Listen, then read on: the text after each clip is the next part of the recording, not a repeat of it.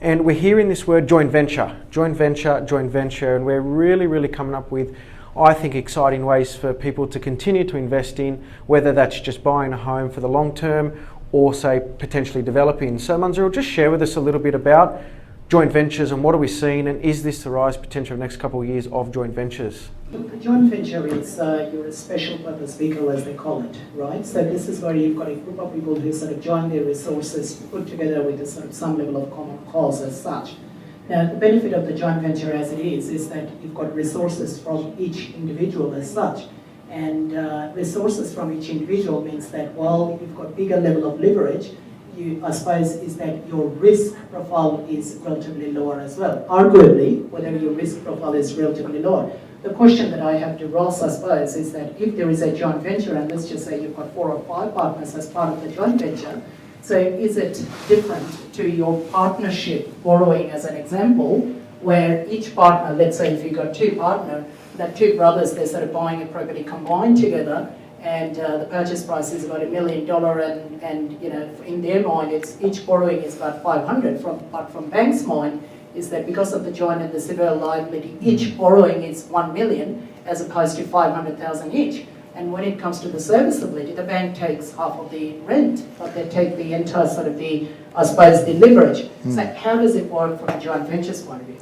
So it is similar. You know, we do have exceptions to the rule where certain lenders will look at it as you know, a proportion of basically what their percentage of the rent is and what their percentage of the repayment is. But you know, in short, but again, you know, quite often with these joint ventures, quite often we're seeing them done maybe on a commercial front where the rules are slightly different.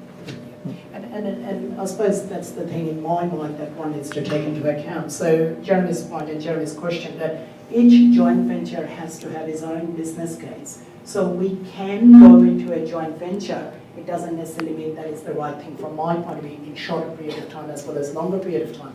Now, common example of the joint venture, I suppose, is that the builder that we sort of spoke and sort of the landowner and such.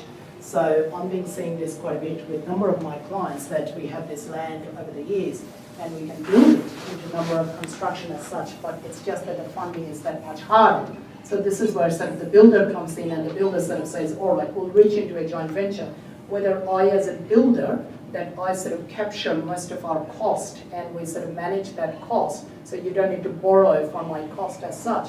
Or I as a builder, I've got my own funding where I bring in the funding. So you as a landowner and I as a builder, we reach into this joint venture and longer period of time we sort of see what's the sort of the profit sort of a margin as such. Not for everyone, again, and must be looked into from a business case point of view. Jeremy, what I would be quite curious is that we've got a number of really prominent buyers in here within ourselves.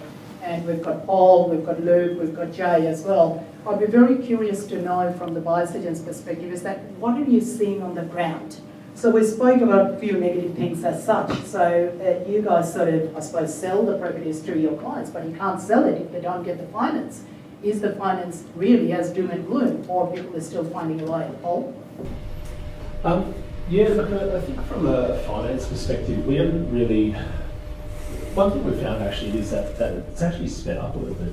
Probably over the last 2 or 3 months, probably more specifically, and I might be laughed off the table from Ross and Scott from there, and they might be looking at it thinking, what's he talking about? But we've probably found that I think people are now starting to get their act together a little bit better because of the understanding that you really do need to be a bit more fastidious in your record keeping when you put your application in. It needs to be ready to go.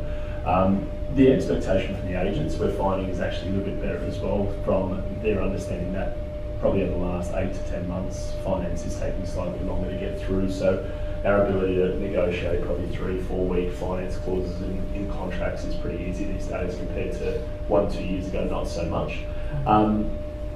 It is definitely, I think, a game of cash flow, but far more importantly than it has been over the last 5 years. And I think that's going to be a very key aspect for the next couple of years is cash flow, and how that affects serviceability for most clients is absolutely crucial.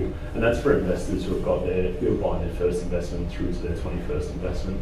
I think cash flow and how that affects their overall portfolio is a big factor these days, and how all these other factors that are coming into the play are really going to affect their borrowing capacity long term. So that's something that's a lot more important than I think it has been over the last 5 years.